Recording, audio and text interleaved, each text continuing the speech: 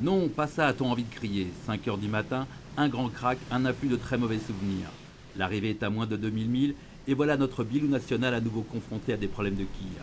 Il y a 4 ans, tous ses espoirs s'étaient envolés suite à une quille défaillante. À 17 heures ce jeudi soir, on n'en savait guère plus sur la situation de Veolia Environnement.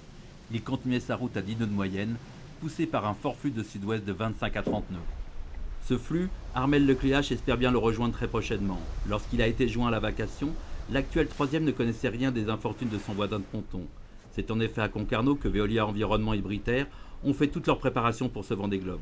Ça se rafraîchit un peu de fur et à mesure qu'on grimpe vers le nord, donc on commence à faire un peu les dessous polaires et puis un peu le ménage le matin avec des poissons volants qui finissent leur course sur le pont de Britair ou dans la Grand Voile. Donc voilà, on compte les points le matin.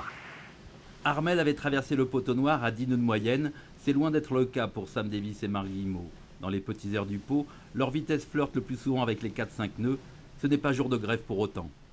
Il y a 1 heure j'étais sous spi, il y a 2 heures sous Solent et là maintenant sur le code zéro, donc un peu d'activité sur Safran, ça empêche un peu de s'encrouter, voilà. Fortement ralenti, Safran voit sa marge d'avance se réduire jour après jour. Brian Thompson, très discret depuis le départ sur sa monture hyper puissante, tente un cop-back tonitruant, façon rien ne sert de courir, il faut juste arriver à point. Seul ombre au tableau, beaucoup de petits soucis techniques viennent gâcher son quotidien et lui compliquer la tâche. Les grains se déplacent très lentement alors qu'on est sous un nuage, on y est pour longtemps. Ça a été une nuit laborieuse, les jours précédents également. Entre les manœuvres et le bricolage, j'ai de quoi faire. Le poteau noir semble être positionné très au sud, j'ai l'impression d'y être déjà. Brian Thompson n'est plus qu'à 150 000 de Marc Guillemot qui s'apprête à passer l'équateur.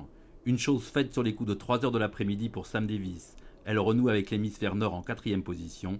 Roland Jourdain est encore à plus de 500 000 des Açores, un archipel dans lequel s'est faufilé le leader la nuit dernière.